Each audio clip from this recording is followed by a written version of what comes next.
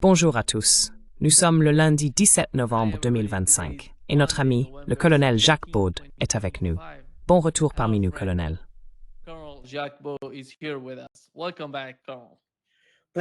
Merci beaucoup de m'avoir invité à nouveau. Je suis heureux d'être de retour parmi vous. Bonjour. Veuillez vous abonner et cliquer sur le bouton j'aime. Cela nous aide à toucher plus de monde. Et Carl, la semaine dernière, tu es allé en Suisse. Tu y as eu une exposition. Parle-nous de ton exposition. De quoi s'agissait-il? Eh bien, c'est une exposition où je présente en fait ma propre collection.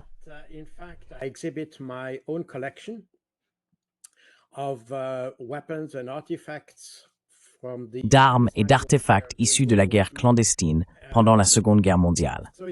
C'est donc une immense exposition présentant plus de 500 objets, armements, instruments de sabotage, documents, cartes et ainsi de suite. Elle porte sur le soutien apporté par les services de renseignement suisses pendant la Seconde Guerre mondiale aux services alliés, à savoir le SOE, le Special Operations Executive et l'OSS. Vous savez, l'OSS, le prédécesseur de la CIA, était basé en Suisse pendant la Seconde Guerre mondiale. Son quartier général européen se trouvait à Berne, la capitale.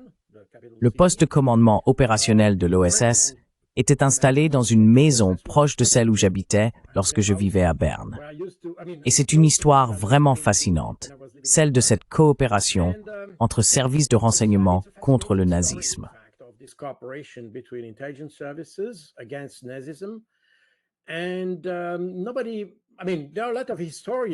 Et personne, je veux dire de nombreux historiens ont écrit à ce sujet, mais il n'y a jamais eu d'exposition consacrée à cela. J'ai donc décidé de confier ma collection au musée militaire de Morges. Morges est une petite ville située entre Genève et Lausanne, sur le lac Léman, en Suisse. C'est un endroit très agréable d'ailleurs, très agréable à visiter. Le paysage est magnifique. Le musée se trouve directement au bord du lac, dans un vieux château médiéval. C'est un musée militaire qui dépend du ministère suisse de la Défense. Et ils ont accueilli cette exposition pour une durée d'1 an. Elle a ouvert la semaine dernière et se poursuivra jusqu'à la fin de l'année prochaine. Cette exposition porte précisément sur le travail du renseignement suisse pendant la Seconde Guerre mondiale, essentiellement.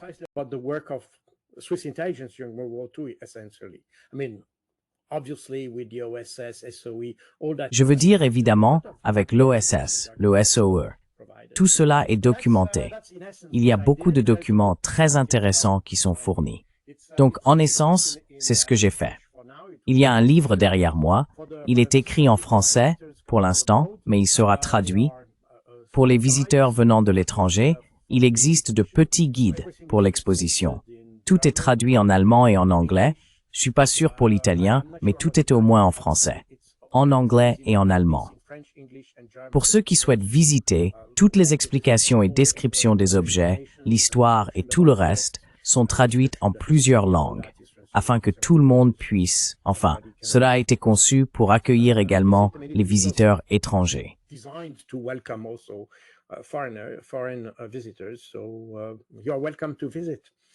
Vous êtes donc les bienvenus pour visiter. C'est une très belle exposition, très intéressante. Je pense qu'elle découle aussi de quelque chose de plus profond, et c'est vraiment la raison d'être de cette initiative. Au-delà de l'intérêt purement historique, vous savez sans doute qu'il y a environ 30 ans, la Suisse a fait l'objet de nombreuses critiques à cause de la question de l'or juif et de la prétendue coopération avec le Troisième Reich pendant la Seconde Guerre mondiale. C'est assurément un aspect de l'histoire, et je ne le conteste pas, mais je voulais aussi montrer une autre facette du rôle de la Suisse durant cette période.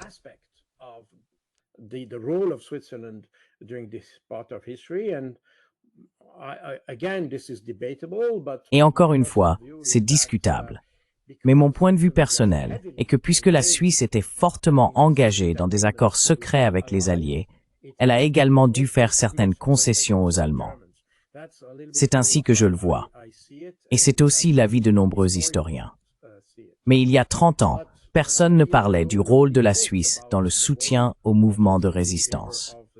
Il y avait donc une sorte de vision déformée du rôle de la Suisse pendant la Seconde Guerre mondiale. Encore une fois, je ne remets pas en cause ce que d'autres ont écrit sur la coopération avec les Allemands. Elle a certainement eu lieu. Je ne suis simplement pas sûr qu'elle ait eu lieu dans la mesure décrite, mais c'est mon opinion personnelle.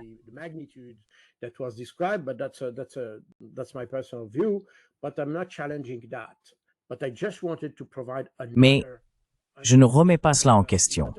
Je voulais simplement offrir non pas une autre vision, mais un autre aspect, un autre angle, exactement. Il s'agit simplement de considérer l'histoire sous un autre point de vue. Car comme pour tout, on ne peut pas porter un jugement en se basant sur un seul côté. Il faut examiner les deux. Et je pense que c'est précisément le but de tout cela. Donc si l'on prend le livre par exemple, il contient de nombreuses cartes et des descriptions détaillées des objets. Désolé, je vais m'arrêter un instant ici. Tous les différents objets sont décrits de manière assez approfondie. C'est un ouvrage de référence qui sera également vendu en librairie, pas seulement au musée, même si on peut bien sûr l'y acheter.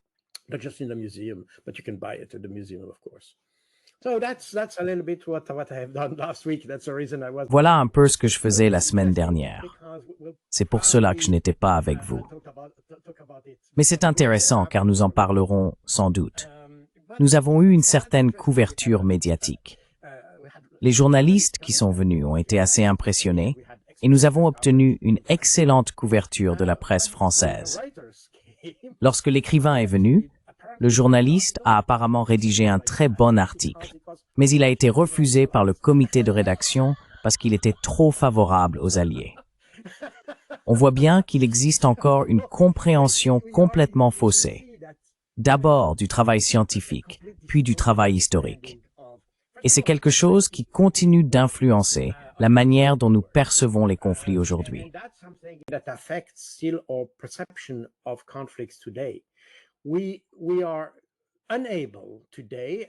Aujourd'hui, nous sommes incapables, et les médias en particulier, d'avoir, je dirais, une compréhension scientifique des conflits. Tout est toujours mêlé de jugements, avec cette idée qu'il faut condamner un camp ou l'autre, au lieu de regarder les événements tels qu'ils sont, d'essayer de les comprendre, d'essayer de comprendre qui a fait quoi, pour quelles raisons, et tout cela. Au lieu de cela, nous inventons, littéralement. C'est très clair quand on regarde, par exemple, l'Ukraine, où nous inventons littéralement les objectifs russes pour l'Ukraine. C'est quelque chose qui sort de nulle part. Les Russes n'ont jamais dit les choses qu'on leur prête, et ensuite, nous diffusons l'idée que les Russes veulent attaquer l'Europe, et ainsi de suite.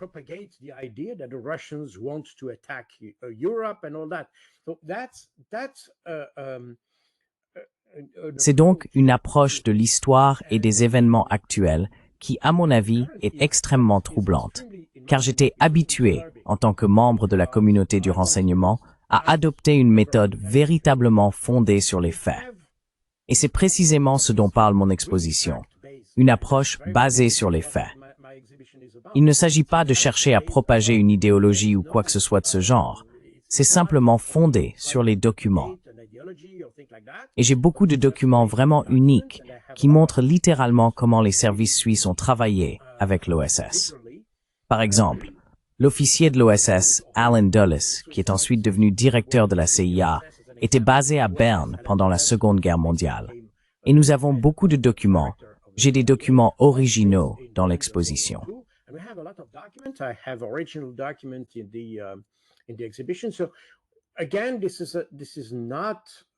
Donc encore une fois, je n'essaie pas d'idéologiser la guerre, ni de propager une idée ou quoi que ce soit de ce genre. Je présente simplement des documents que personne ne voulait voir ni exposer auparavant. J'ai fait cela pour donner au public une compréhension plus complète de l'histoire.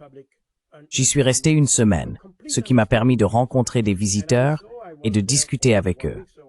Ils étaient extrêmement reconnaissants d'avoir cette perspective. Et d'ailleurs, il n'y avait pas que des visiteurs suisses. Nous avions déjà des gens venus de l'étranger. Ils étaient très reconnaissants d'obtenir cette vision plus large de l'histoire, pas seulement ce que disent les médias. Si j'en suis arrivé là, je pense que mon objectif est atteint. C'est donc une bonne chose.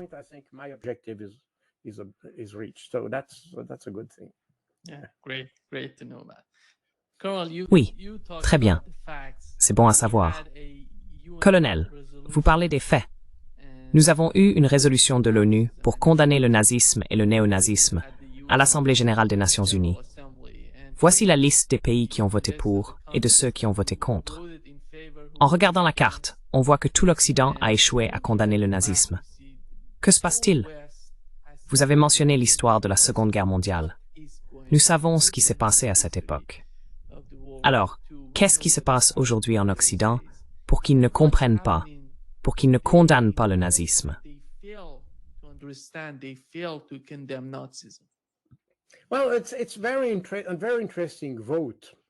Eh bien, c'est un vote très intéressant. Tout d'abord parce que ce n'est pas le premier de ce genre. Je veux dire, la Russie propose ce sujet au vote chaque année, en fait. C'est ainsi depuis la fin de la guerre froide, peut-être même avant, je ne me souviens plus exactement quand cela a commencé. Mais en gros, chaque année, la délégation russe propose plus ou moins le même texte. C'est une condamnation non seulement du nazisme, mais aussi des expressions actuelles du nazisme, y compris le néonazisme et ses diverses formes, comme la discrimination raciale et tout cela. Et depuis des années, c'est aussi très intéressant, il n'y avait que 2 pays qui votaient contre cette résolution.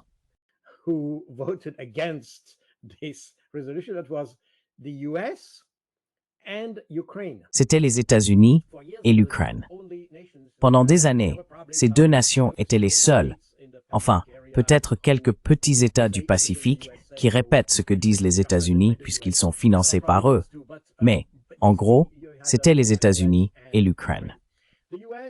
La justification américaine pour voter contre la résolution repose sur la liberté d'expression.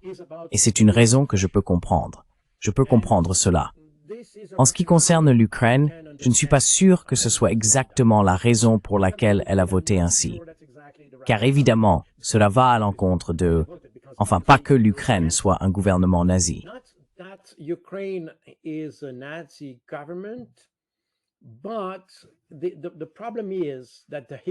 Mais le problème, c'est que l'histoire de l'Ukraine est complexe.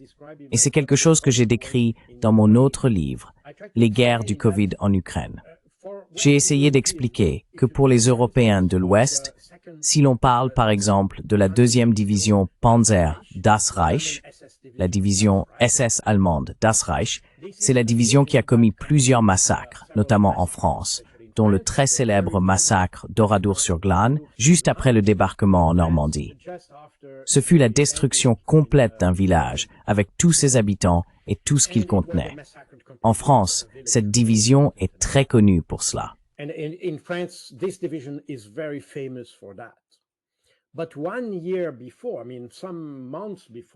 Mais un an avant cela, enfin quelques mois avant, la même division se trouvait en Ukraine, aux côtés des Allemands, et elle a libéré Kharkiv des Soviétiques, de l'armée rouge. Et cela montre toute la complexité de la situation, car pour de nombreux Ukrainiens, à cette époque, d'ailleurs une large majorité d'entre eux ont combattu dans la résistance aux côtés des Alliés, il y avait aussi des nationalistes, que nous appellerions aujourd'hui des ultranationalistes, qui luttaient pour l'indépendance de l'Ukraine. Ils ont combattu à la fois contre les Allemands et contre les Soviétiques, et ils ont changé de camp à plusieurs reprises. Il faut le reconnaître.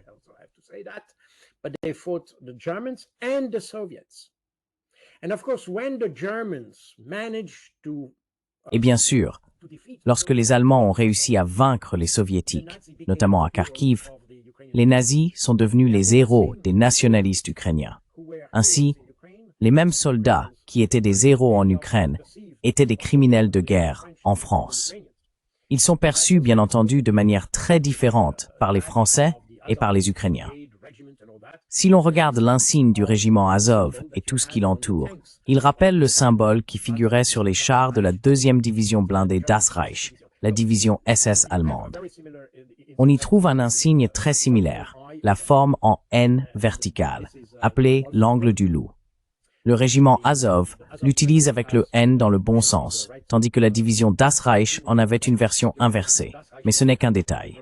image of the N, but this is just a detail.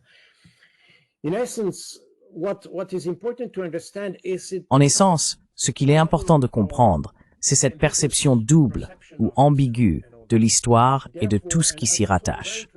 Et c'est aussi très intéressant quand on en parle, de noter que, par exemple, lorsque Vladimir Poutine évoque ses forces ultranationalistes en Ukraine, il ne dit jamais « nazi », il dit « néo-nazi », ce qui est assez différent sur le plan sémantique.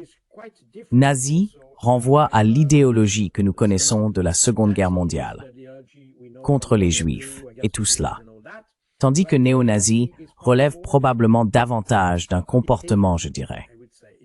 C'est plutôt une posture psychologique qu'une posture politique, pour résumer un peu. Certains trouveront peut-être d'autres définitions ou d'autres façons de l'expliquer, mais je pense qu'il existe une différence fondamentale entre les nazis de la Seconde Guerre mondiale et les néo-nazis d'aujourd'hui.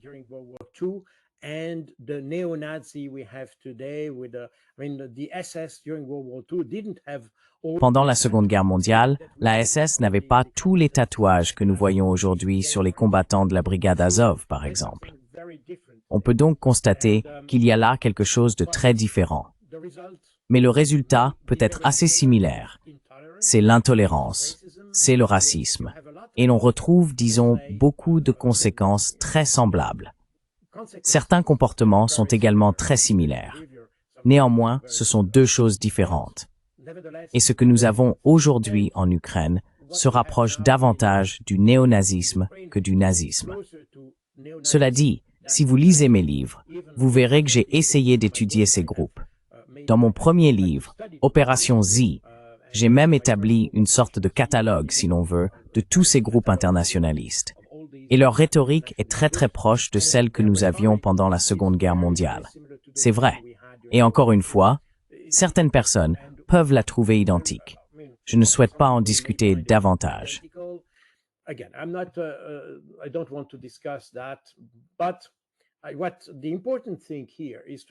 Mais l'important ici est de comprendre qu'il existe une perception très différente du rôle des Allemands parmi les Ukrainiens. Les Allemands ont accordé, pour la première fois, une forme d'indépendance à la partie occidentale de l'Ukraine pendant la Seconde Guerre mondiale. Et pendant une très courte période, il y a eu cette première Ukraine indépendante, car l'Ukraine n'avait jamais été indépendante auparavant. En réalité, elle n'est indépendante que depuis la fin de la guerre froide, c'est-à-dire depuis la fin de 1991. Avant cela, il n'existait pas de pays à proprement parler appelé Ukraine, même si l'Ukraine disposait d'un siège distinct de celui de l'Union soviétique à l'Assemblée générale des Nations unies. Mais cela tenait à d'autres raisons. Quoi qu'il en soit, cette compréhension ambiguë du nazisme, du néonazisme et de tout qui s'y rattache est pour taposer pour la guerre laquelle l'Ukraine toujours thyssen towards death vidurus. Propos. The resolution proposed by the Russians. But more recently, especially after the beginning of the... Mais plus récemment, surtout après le début de l'opération militaire spéciale en février 2022, tous les pays européens et occidentaux ont commencé à voter contre. La Suisse a même voté contre à un moment donné, et maintenant elle s'abstient. C'est une autre façon de voter contre, en réalité, simplement une manière plus douce de l'exprimer. Quoi qu'il en soit, la position des pays occidentaux est désormais la même que celle des États-Unis. Ils affirment qu'il s'agit d'une restriction de la liberté de penser et de la liberté d'expression. Mais la véritable motivation derrière ce refus, c'est qu'ils n'accepteront jamais rien venant de la Russie. C'est là tout le problème. Et c'est très intéressant, car je pense que les Russes continuent de proposer cette résolution.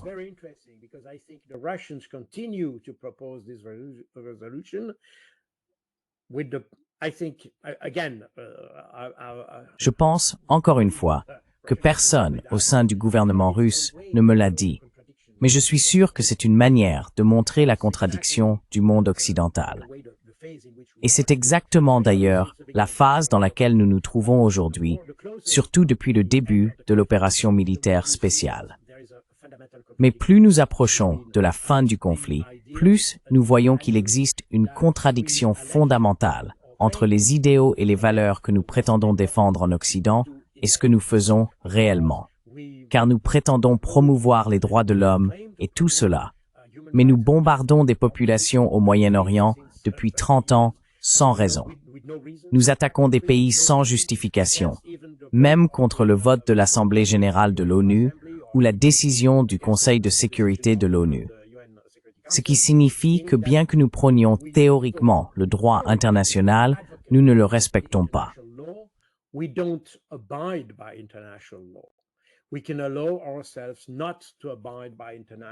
Nous pouvons nous permettre de ne pas respecter le droit international, ce qui est déjà une contradiction, mais il y en a bien d'autres. Nous luttons contre la corruption. Pourtant, le pays que nous aidons en Ukraine est profondément corrompu. Et chaque jour, nous voyons de nouvelles allégations et accusations dans les médias, venant même d'Ukraine elle-même, à propos de la corruption et de tout cela. Ce sont les types de contradictions avec lesquelles nous vivons. Et nous ne sommes même pas cohérents avec nos propres valeurs. Je pense que c'est exactement ce que montre ce vote à l'Assemblée générale. Car, indépendamment de ce que sont ou devraient être nos relations avec la Russie, nous avons cet idéal de combattre les idéologies contraires à la démocratie. Cela devrait aller au-delà de ce que nous pensons de la Russie, mais ce n'est pas le cas.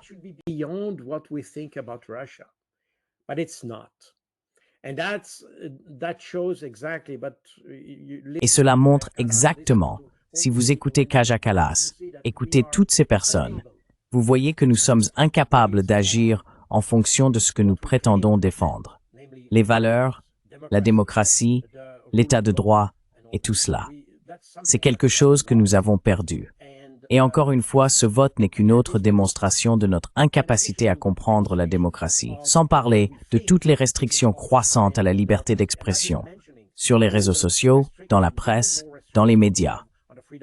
Si vous exprimez ne serait-ce qu'une légère opinion en faveur de la Russie, vous serez totalement exclu des médias traditionnels et de tout cela.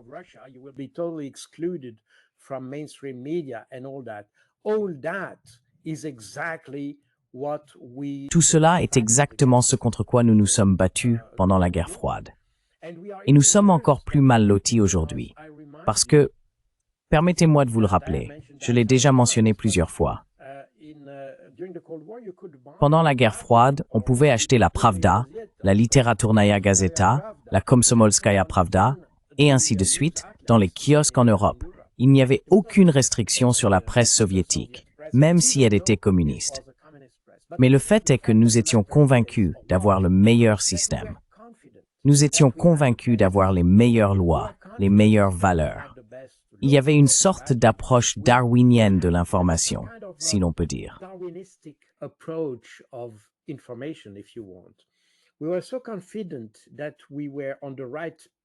Nous étions tellement convaincus d'être sur la bonne voie que nous n'avions même pas besoin d'interdire d'autres idées, d'autres informations, d'autres médias et tout cela. Le problème aujourd'hui, c'est que parce que nous avons tant enfreint le droit international et ainsi de suite, nous avons perdu cette confiance en nous. Nous ne sommes plus sûrs d'être sur la bonne voie et nous ressentons donc le besoin de protéger ce que nous disons et de restreindre la liberté d'expression. Je pense que tout ce que nous voyons aujourd'hui en matière de limite à la liberté d'expression, de limite à la liberté de la presse et ainsi de suite, n'est rien d'autre que l'expression de notre incapacité à être, disons, confiants dans ce que nous pensons. C'est l'expression du doute dans lequel vit notre société.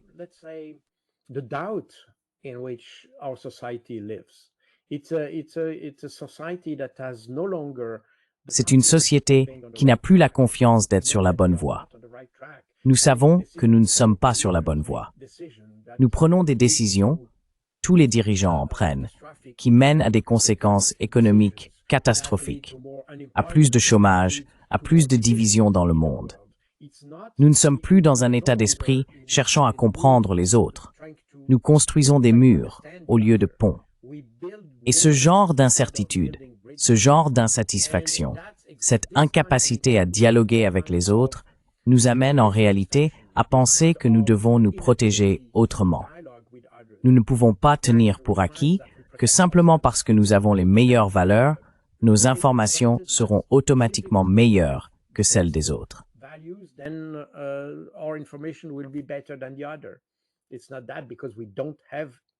Ce n'est pas que nous n'ayons pas les meilleures valeurs, du moins dans nos esprits, mais ce ne sont pas celles que nous appliquons réellement. Par conséquent, nous ressentons le besoin d'être plus protectionnistes à propos de la liberté d'expression. Ainsi, cette restriction, cette abolition de la liberté d'expression est en réalité une manifestation de faiblesse, non de force. Tout ce que nous faisons, lorsque nous n'avons pas le courage de voter en faveur d'une résolution comme celle que vous avez mentionnée précédemment, est une expression de notre faiblesse. Si nous étions assez forts, si nous avions confiance en nous, nous pourrions facilement dire que nous sommes d'accord. Mais nous n'avons plus confiance en nous, et c'est pourquoi nous ressentons le besoin de nous protéger.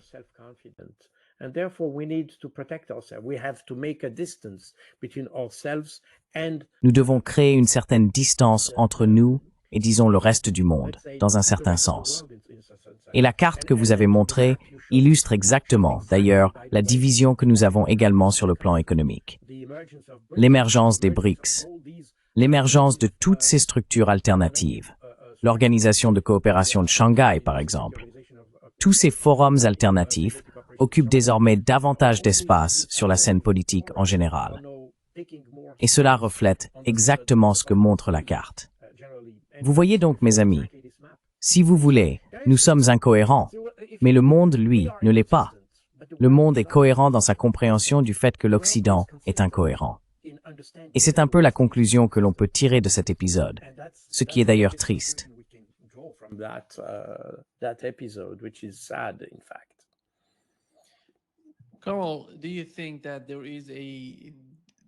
Carl, penses-tu qu'il y ait actuellement une différence en Ukraine entre les États-Unis et les Européens? Parce que d'un côté, on voit Donald Trump, malgré toute la rhétorique qui sort chaque jour de son administration, il semble, après tout, qu'ils ne veulent pas de la guerre en Ukraine. Ils essayent de faire porter tout le fardeau aux Européens. D'un autre côté, on ne voit pas beaucoup de réticence de la part des Européens à dire « Non, nous ne voulons pas de cela ». Il y a du soutien dans le cas de l'Ukraine. Le ministre français des Affaires étrangères a admis que le prêt sans intérêt de 140 milliards à l'Ukraine, que l'UEPOE prévoit d'accorder en utilisant les avoirs russes gelés, ne sera pas remboursé par Kiev. C'est énorme s'ils vont dans cette direction. Et Macron parle d'un contrat de 10 ans, une sorte d'accord entre la France et l'Ukraine pour soutenir l'Ukraine. Pense-t-il vraiment à poursuivre le conflit en Ukraine avec cette attitude?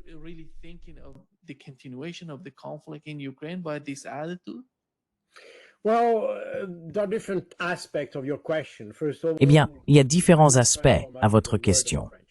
Tout d'abord, je ne ferai pas trop confiance à la parole des Français. C'est le premier point. Macron est connu pour ses revirements, donc il pourrait changer d'avis demain. Je n'y accorde pas trop d'importance. Quand on parle de ces avoirs gelés et de tout cela, la présidente d'Euroclear, Valérie Urbain, a récemment déclaré qu'elle était prête à aller en justice si l'Union européenne décidait d'utiliser ces avoirs. On voit donc qu'au sein même de l'Europe, on en est arrivé à un point où les idéologues qui dirigent l'Europe, en particulier au sein de la Commission européenne, commencent à être confrontés à ceux qui adoptent une approche plus réaliste. Car, au bout du compte, lorsqu'il s'agit d'Euroclear, par exemple, et c'est une position similaire à celle du Premier ministre belge, si ces avoirs gelés sont confisqués, ce qui est contraire au droit international, cela pourrait avoir des conséquences économiques. That may have consequences, economic consequences. And therefore, you may not want to go into things. Et donc, il se peut que vous ne vouliez pas vous engager dans des actions qui pourraient mener à une catastrophe. Nous sommes maintenant dans une situation où ceux qui sont plus réalistes commencent à dire aux autres, « Eh bien, arrêtez maintenant. Nous devons fixer des limites au jeu. Sinon, nous n'irons nulle part et nous finirons ruinés sans même le vouloir, et pour rien. » Nous avons donc encore aux commandes Macron, Keir Starmer, Friedrich Merz et d'autres. Des dirigeants incapables de revenir sur leurs propos et qui continueront donc à adopter cette approche sans marche arrière dans le conflit. Carole, désolé de t'interrompre. Il ne s'agit pas seulement de la France. Nous avons appris que l'Allemagne prévoit de dépenser 100 millions d'euros pour des drones.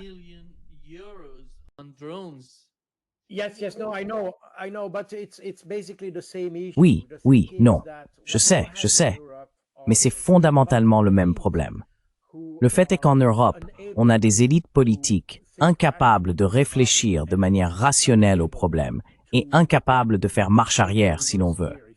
C'est là le problème. Les États-Unis ont un avantage, d'une certaine manière, en raison du changement de présidence plus tôt cette année. Cela a permis à Trump de dire « c'était la guerre de l'administration précédente, pas la mienne ». Il n'a donc pas besoin de revenir sur ce qui a été dit auparavant. Il peut simplement dire « eh bien, ce n'est pas ma guerre ». Il est donc dans une position plus confortable pour modifier l'orientation de la politique étrangère américaine, si je puis dire. Car bien sûr, il peut rejeter la faute sur l'administration précédente.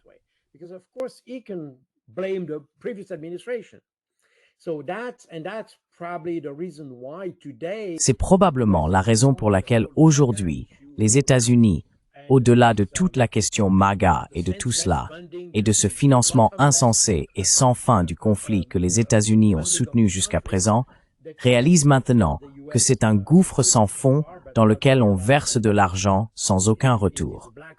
Par conséquent, il vaut mieux arrêter. Et si d'autres veulent continuer, eh bien, que les Européens le fassent. Mais pour nous, il faut économiser de l'argent. Il n'est pas nécessaire d'investir davantage dans quelque chose qui, au final, n'aura aucun effet.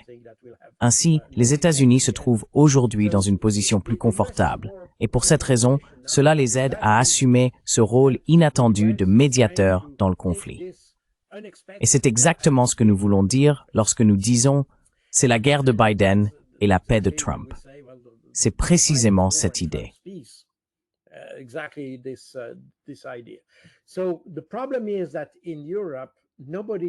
Le problème, c'est qu'en Europe, personne ne semble avoir assez de courage ou de bon sens, ou les deux, pour se rendre compte que nous nous engageons dans quelque chose qui n'a pas de fin, quelque chose dont nous ne pouvons même pas clairement définir l'objectif. Mais ce qui est certain, c'est que quel que soit le résultat de ce conflit, toutes les conséquences négatives seront supportées par les Ukrainiens. C'est la société ukrainienne qui souffrira de cette guerre. Et quand on entend récemment Kaja Kallas dire que la guerre en Ukraine est une bonne affaire pour obtenir une victoire contre la Russie, c'est exactement la même logique qu'il y a quelques années. Il y avait des gens, je crois que c'était Richard Blumenthal ou peut-être Lindsey Graham, l'un des deux, qui disaient que soutenir l'Ukraine contre la Russie est une bonne idée parce que cela permet d'épargner des vies américaines. En d'autres termes, les Ukrainiens meurent pour nous. En fait, c'était aussi Lindsey Graham. Lindsey Graham avec Blumenthal.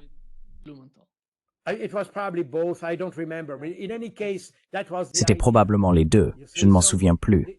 En tout cas, c'était l'idée, vous voyez. C'est donc une approche assez cynique du conflit. Dire, eh bien, nous les soutenons, ainsi ils meurent et nous n'avons pas à le faire. Et le résultat, c'est que nous combattons la Russie, mais nous ne dépensons que quelques dollars. Très bien. Et eux, ils y laissent leur vie. C'est tellement cynique, tellement inhumain dans sa logique. Je veux dire, c'est extrêmement troublant quand on y réfléchit. Et Kaja Kallas dit maintenant la même chose en utilisant l'Ukraine comme un bon argument.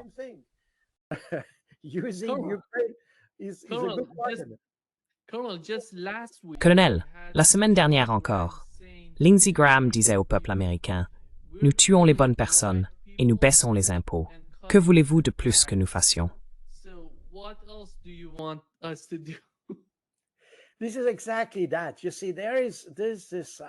C'est exactement cela. Vous voyez, il y a ces gens, confortablement installés dans leur bureau, qui décident qu'il doit y avoir une guerre et que d'autres doivent mourir au nom d'une idée fragile de victoire contre la Russie. D'ailleurs, une victoire que personne n'a été capable de définir. Victoire ou défaite, je veux dire victoire contre la Russie ou défaite de la Russie, nous ne savons même pas ce que cela signifie. Comment mesurer cela? Comment le définir? Ainsi, sans aucune définition claire, nous sacrifions des vies ukrainiennes pour quelque chose dont nous ne savons même pas exactement ce qu'il s'agit. Si l'on regarde l'ensemble du processus, c'est extrêmement troublant, comme je l'ai dit, et en même temps extrêmement cynique.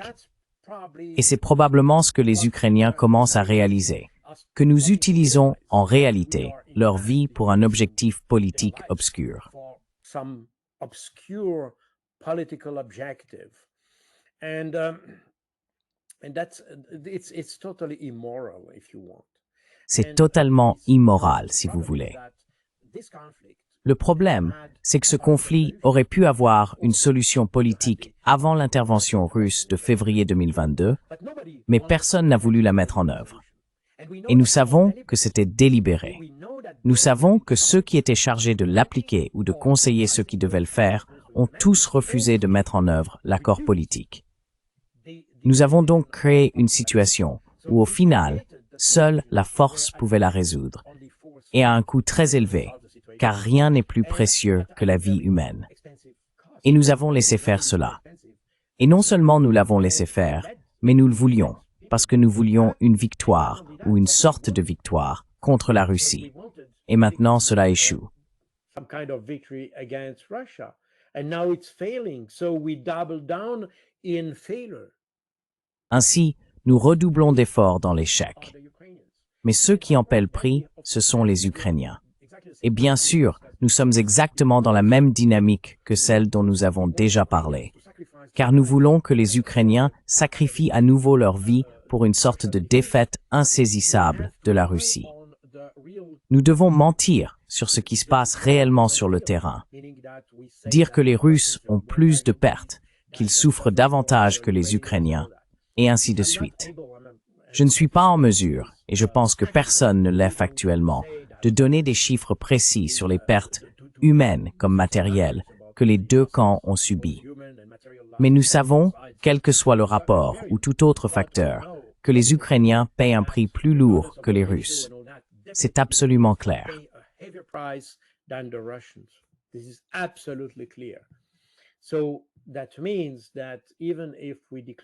Cela signifie donc que même si nous déclarons que les Ukrainiens sont nos amis, nous continuons à utiliser leur vie pour atteindre une sorte d'objectif obscur que nous n'avons pas encore réussi à définir. Ainsi, si l'on voit les choses sous cet angle, cela explique pourquoi nous avons désormais besoin de restrictions à la liberté d'expression, des restrictions dans les médias. Car si l'on commence à dire la vérité, on se retrouve dans une situation déséquilibrée par rapport à sa propre position, comme vous venez de le dire. Et c'est pour cela que c'est intéressant d'ailleurs, car lorsque j'ai écrit mes livres, j'ai consulté diverses sources médiatiques et tout cela. Et j'ai toujours remarqué que les médias ukrainiens, même si parce que c'est le temps de guerre pour eux et que l'on peut comprendre que les médias soient très contrôlés en Ukraine, ce qui est, à mon avis, tout à fait compréhensible en situation de guerre, reste néanmoins sous un contrôle strict.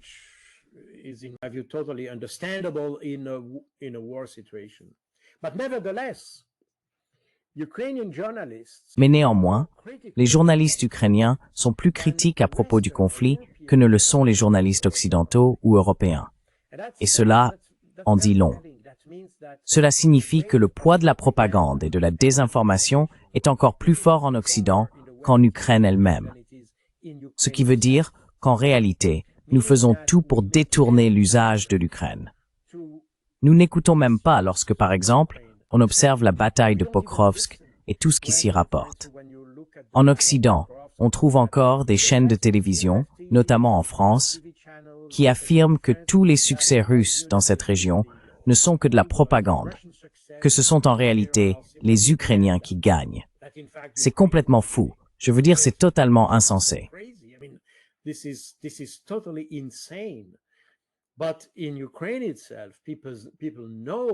Mais en Ukraine même, les gens savent ce qu'est la vérité, et ils la disent. Donc, Lorsque nous refusons même aux Ukrainiens le droit de nous dire la vérité, cela signifie que nous utilisons clairement l'Ukraine à mauvais escient pour des objectifs obscurs qui nous sont propres. C'est au-delà de l'inquiétant, pour être honnête. Parce que cela montre que nous avons décidé que la lutte contre la Russie, ou même pas vraiment contre la Russie, mais contre Vladimir Poutine, car au bout du compte, tout se résume à une seule personne. Le prix de cela sera la vie de tous les Ukrainiens prêts à le faire. Je suis d'ailleurs très surpris que les Ukrainiens commencent probablement à réagir à cela. Je sais que certaines personnes ont réagi.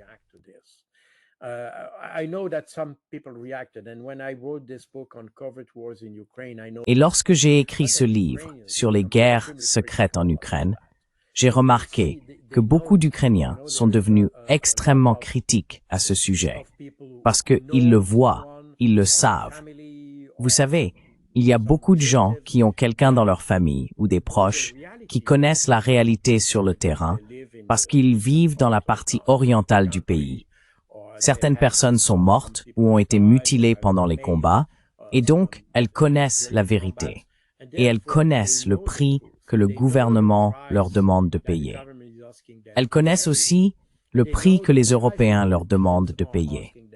Et lorsqu'elles essaient même de vendre des produits à l'Europe, comme des céréales ou d'autres choses de ce genre, l'Europe refuse, parce que les prix proposés par les Ukrainiens sont trop bas pour les Européens.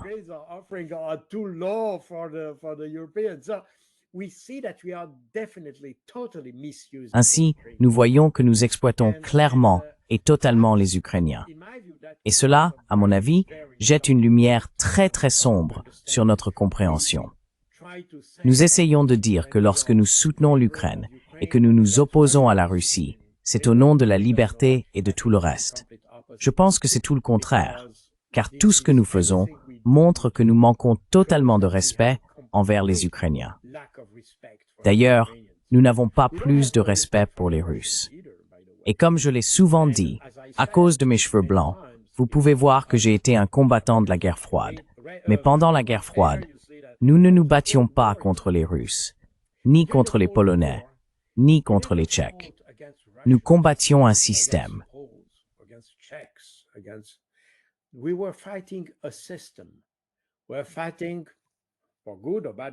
Nous nous battions pour de bonnes ou de mauvaises raisons. On peut en débattre. Mais tout l'objectif de la guerre froide était de lutter contre un système. Dans la partie orientale de l'Europe, ils combattaient l'impérialisme capitaliste, on peut l'appeler autrement, et nous combattions le communisme, le marxisme et tout cela. Que ce fût juste ou non, on peut en discuter. Mais le fait est que nous ne visions pas des individus. Nous combattions un système, pas des personnes. Aujourd'hui, lorsque nous interdisons aux Russes de nous rendre visite, alors que pendant la guerre froide, nous invitions les Soviétiques à venir voir comment était l'Occident, cela montre qu'à l'époque, nous avions confiance en notre supériorité.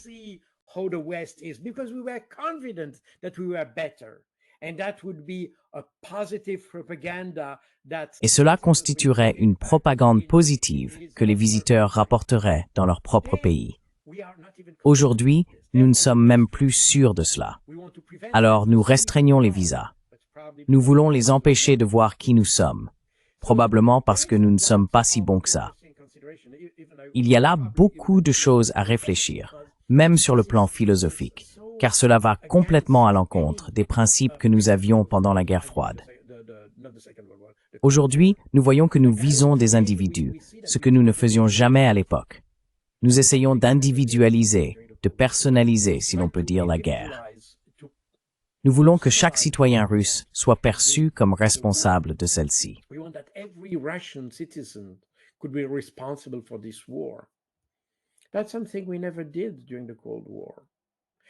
C'est quelque chose que nous n'avons jamais fait pendant la guerre froide. Donc cette compréhension de la guerre que nous avons aujourd'hui, je pense qu'elle montre le déséquilibre de notre propre société. Cette incapacité à juger les choses sur la base des faits. Cette incapacité à avoir une vision équilibrée des problèmes. Et cela s'applique à tous les types de problèmes. Je veux dire, nous avons déjà parlé sur votre chaîne de l'Iran. de la Palestine et de tout cela. Et chaque fois que nous parlons de ces conflits, nous voyons une lecture très polarisée. Il y a toujours un gentil et un méchant. Et bien sûr, nous sommes toujours les gentils. Mais alors le méchant est tellement mauvais que tout devient permis. On peut tout se permettre.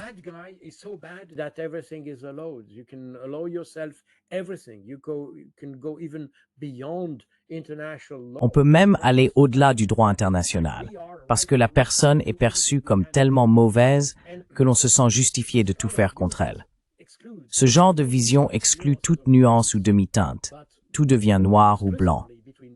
Et dans notre société, c'est quelque chose que l'on observe aussi. Bien sûr, ici nous parlons de géopolitique, de la Russie, de ces questions-là. Mais si l'on regarde notre propre société, on voit exactement la même chose. On ne peut pas critiquer les gens, pas même leur comportement. Parce que si la personne que vous critiquez a une couleur de peau différente, on vous accusera de toute autre chose.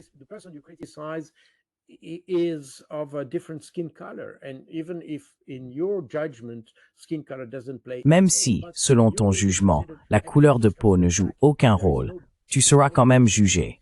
Tout est perçu en noir et blanc. Il n'y a aucune nuance là-dedans. On le voit à tous les niveaux de la société. Et cela conduit à cette absence de compromis, à ce manque de recherche du juste équilibre dans les choses. On exclut les gens. On ne cherche pas à négocier. On ne cherche pas à ouvrir un dialogue. On ne cherche pas à comprendre. On exclut simplement quiconque ne pense pas comme soi. En fait, ici en Occident, et c'est particulièrement vrai en Europe, nous réinventons certaines formes de fascisme et tout ce qui va avec.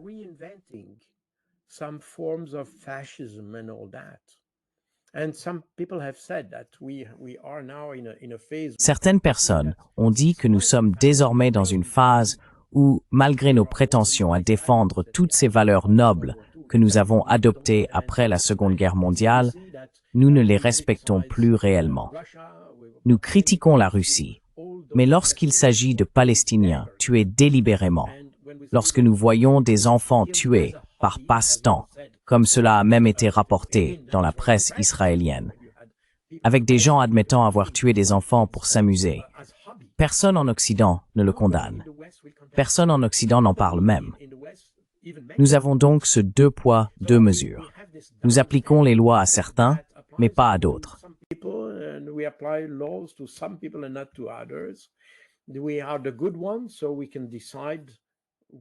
Nous sommes les bons, donc nous pouvons décider qui doit vivre et qui doit mourir.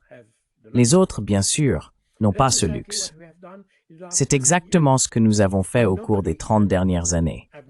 Je veux dire, je n'ai jamais vu quelqu'un capable d'expliquer ou de définir clairement quels étaient les objectifs de toutes ces guerres que nous avons menées.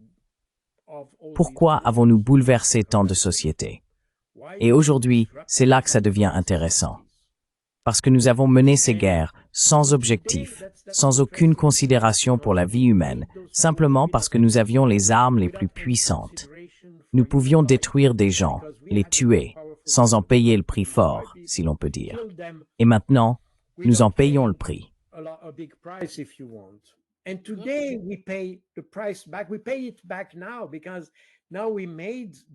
Nous en payons le prix aujourd'hui parce que nous avons rendu ces sociétés invivables. Je veux dire, on ne peut plus y vivre, nous les avons détruites. Alors que font les gens? Logiquement, ils essaient de survivre. Ils ont besoin de travail, ils ont besoin de vivre, alors ils viennent dans nos pays. Cela fait partie de cette immigration que nous ne pouvons plus contrôler. Nous avons détruit ces sociétés. Et maintenant, comme elles ne peuvent plus fonctionner, les gens viennent chez nous. Et nous avons désormais un problème avec eux. Cela montre une incompréhension totale des conséquences de nos actes. Comme on dit en français, on ne voit pas plus loin que le bout de son nez. Nous abordons toujours les problèmes uniquement à court terme.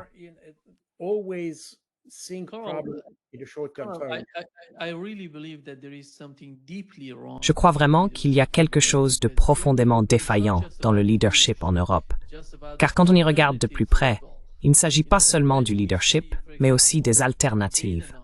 Quand on voit par exemple Kemi Badenoch, la chef du Parti conservateur au Royaume-Uni, déclarer que ce que font l'Ukraine et Israël, c'est qu'ils font notre travail dans la région. Et quand on entend, après l'attaque israélienne contre l'Iran, des gens dire que les Israéliens font leur travail. Qu'est-ce que l'Allemagne a contre l'Iran? Quel est le problème entre l'Iran et l'Allemagne? What is the problem between Iran and Germany? I don't see any of that, but it seems that in their mind there is some Je ne vois rien de tout cela, mais il semble que dans leur esprit, il y ait une sorte de stratégie, une sorte d'idéologie, une sorte d'état d'esprit. Je ne sais pas si c'est vraiment une stratégie. C'est possible. Je ne sais pas si l'on peut relier cela aux États-Unis, à l'état profond aux États-Unis. Mais ils ont une idéologie qu'ils veulent réaliser. Je ne sais pas en quoi consiste cette idéologie. Comprenez-vous ce qui se cache derrière ces déclarations étranges des dirigeants européens, non seulement ceux au pouvoir, mais aussi les alternatives en Europe?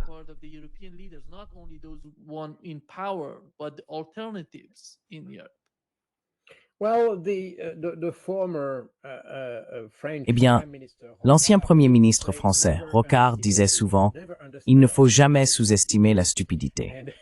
Et je pense que nous sommes exactement dans ce genre de situation. Mais cela va au-delà de cela. Vous avez parfaitement raison de le dire. Nous sommes également confrontés à quelque chose qui dépasse la politique conventionnelle. Nous observons le même comportement à droite et à gauche lorsque nous regardons les partis politiques. Il y a la même forme d'irrationalité des deux côtés du spectre politique. Et cela m'inquiète, car cela signifie que quelle que soit l'idéologie, il se passe quelque chose de plus profond, et les gens ne sont plus à la hauteur. Ce ne sont plus des personnes de véritable caractère. Je veux dire, ces individus que nous avions autrefois en Europe comme dirigeants, tels que Charles de Gaulle en France ou Konrad Adenauer en Allemagne.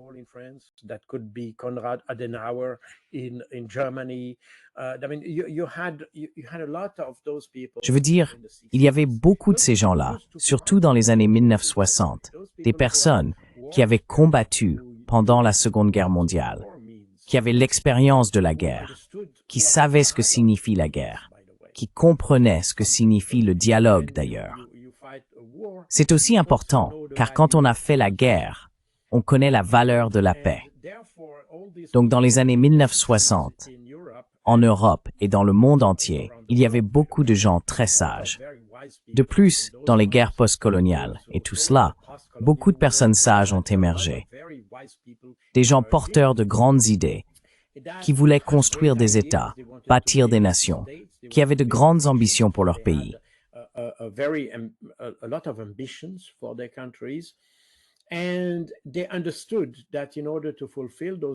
Et ils comprenaient que, pour réaliser ces ambitions, il fallait une certaine forme de stabilité. Et la stabilité signifie qu'il faut être capable de parler aux autres, de se comprendre, d'avoir un dialogue. Même si l'on n'accepte pas les idées de l'autre, on peut tout de même vouloir lui parler. Ainsi, par la suite, il s'agissait de maintenir une relation au-delà de la simple idéologie ou des opinions politiques, parce que nous partageons un héritage humain commun, si l'on peut dire. Et cette idée était, je pense, très forte chez beaucoup de nos dirigeants.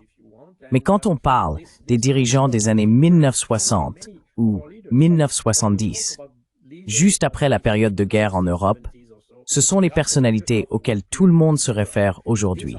Mais nous n'avons plus ces personnes-là.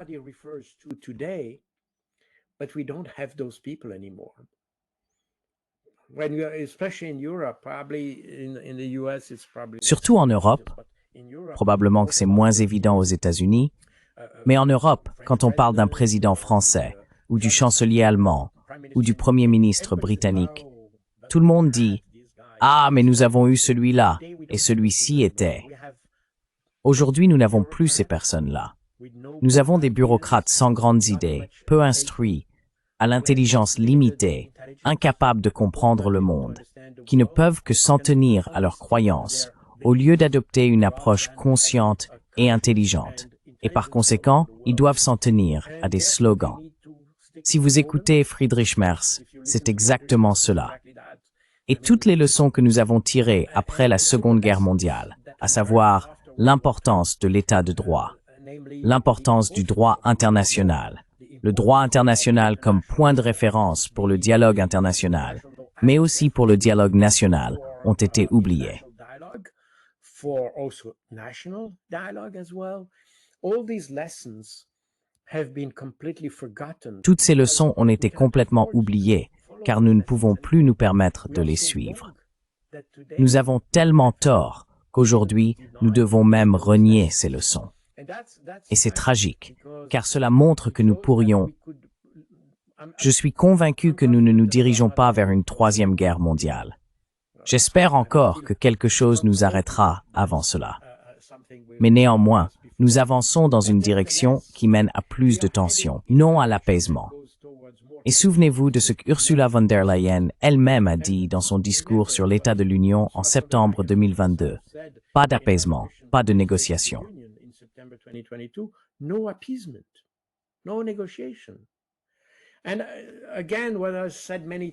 Et encore une fois, comme je l'ai dit à de nombreuses reprises, si nous étions Ukrainiens, si j'étais Ukrainien, je me battrais certainement, et je me battrais contre les Russes tout comme les Russes se battent contre les Ukrainiens.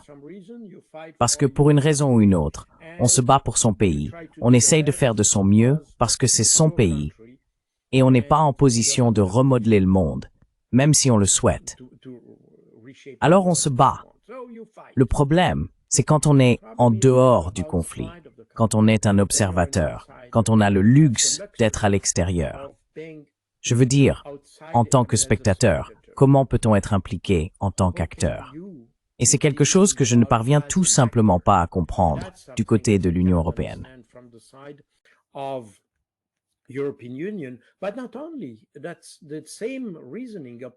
Mais pas seulement cela. Le même raisonnement s'applique à mon pays, la Suisse, qui a réussi pendant la Seconde Guerre mondiale à rester en dehors du conflit tout en aidant les Alliés. Elle a réussi à se tenir à l'écart de la guerre et à aider les gens autant qu'elle le pouvait. Ce qui n'était sans doute pas très spectaculaire, mais au moins elle a essayé. Aujourd'hui, c'est tout le contraire. Nous sommes un acteur du conflit. Et cela semble complètement absent du débat. Nous devrions utiliser le fait que nous ne sommes pas directement impliqués pour aider ceux qui se battent à trouver une autre manière de résoudre leur conflit. Ils se battent, d'accord, c'est la guerre. Donc il y a des échanges d'artillerie et des gens qui se tirent dessus, d'accord.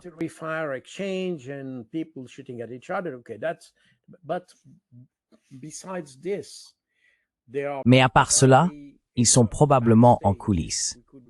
Nous pourrions passer par la diplomatie. Nous pourrions travailler à ouvrir un dialogue, à établir des relations, à essayer de voir où nous pourrions arrondir les angles, adoucir la relation. Mais non, nous ne faisons pas cela. Au contraire, nous essayons de rendre plus difficile la tenue de nouvelles discussions. Et c'est quelque chose, d'ailleurs, quand Trump, encore une fois, je veux dire, je suis un critique très virulent de Trump. Mais pour cette raison, dans ce cas, pour l'Ukraine, au moins il a essayé quelque chose. Au moins il a tenté d'ouvrir un dialogue. Au moins cela.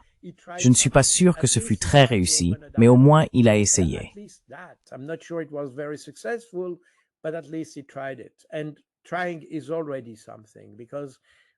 Et essayer, c'est déjà quelque chose, car comme on dit en français, le premier pas est le plus important.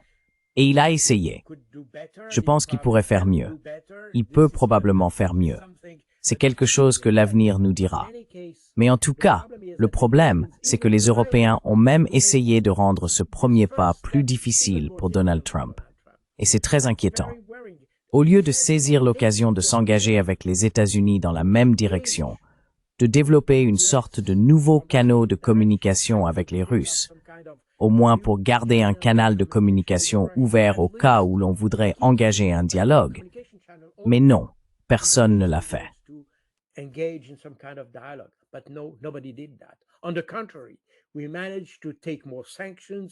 Au contraire, nous avons réussi à imposer davantage de sanctions, essayant de rendre le mur encore plus haut entre nous et la Russie. D'ailleurs, c'est exactement ce que quelqu'un a dit, je crois que c'était probablement Kissinger, qui a dit cela à propos de ce qui s'est passé en 2014 lorsque nous avons eu cette première confrontation entre l'Occident et la Russie. Et bien sûr, tout cela reposait sur les discussions concernant l'adhésion de l'Ukraine à l'UMRWorld et des choses de ce genre. Puis Kissinger a dit que plutôt que d'utiliser l'Ukraine comme un pont entre l'Europe et la Russie, nous avions utilisé l'Ukraine comme un mur. Et c'est très vrai. Depuis ce moment-là, nous avons utilisé l'Ukraine comme une sorte de tranchée ou de mur, ou peu importe, qui nous sépare de la Russie, au lieu de l'utiliser comme un pont.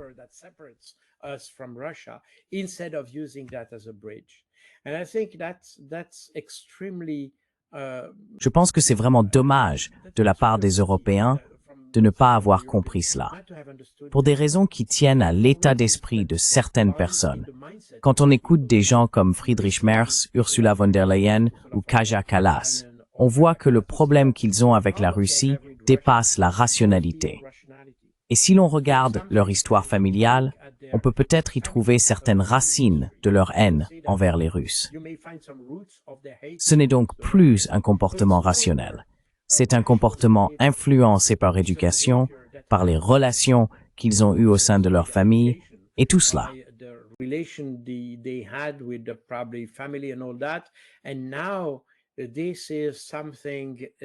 Et maintenant, cela se traduit par une position plus conflictuelle à l'égard de la Russie. Je viens d'une famille qui faisait autrefois la guerre. Je veux dire, j'ai mon arrière-arrière-arrière-oncle qui a combattu les Russes, un général de l'armée napoléonienne, et il s'est battu contre eux pendant les guerres napoléoniennes. Ma famille a également combattu les Allemands pendant la Première Guerre mondiale et dans la résistance pendant la Seconde Guerre mondiale. Mais je n'ai jamais été élevé dans ma famille à haïr les Russes ou à haïr les Allemands. Au contraire, nous avons essayé de développer, une culture familiale visant à comprendre l'autre, à comprendre son adversaire, non pas à le confronter.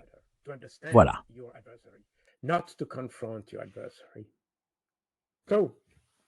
Yeah. Yeah. It was. Oui. Je pense, Karl, que ton point principal est très important. Tu sais, au lieu de construire des barrières ou des obstacles, il faut construire des ponts. Et l'Occident, la politique en Occident consiste à isoler d'autres pays au lieu de construire des ponts. Je suis d'accord.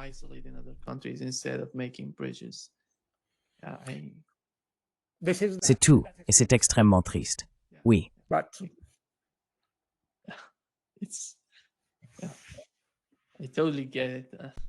Je comprends tout à fait, Karl. Merci beaucoup, Karl. C'est toujours un grand plaisir. J'apprends énormément grâce à toi. Tu fais d'excellents points pendant ces podcasts. Et c'est tellement important pour l'avenir de cette planète et pour le travail que nous voulons accomplir pour les prochaines générations. Merci beaucoup d'avoir été avec nous aujourd'hui. Merci.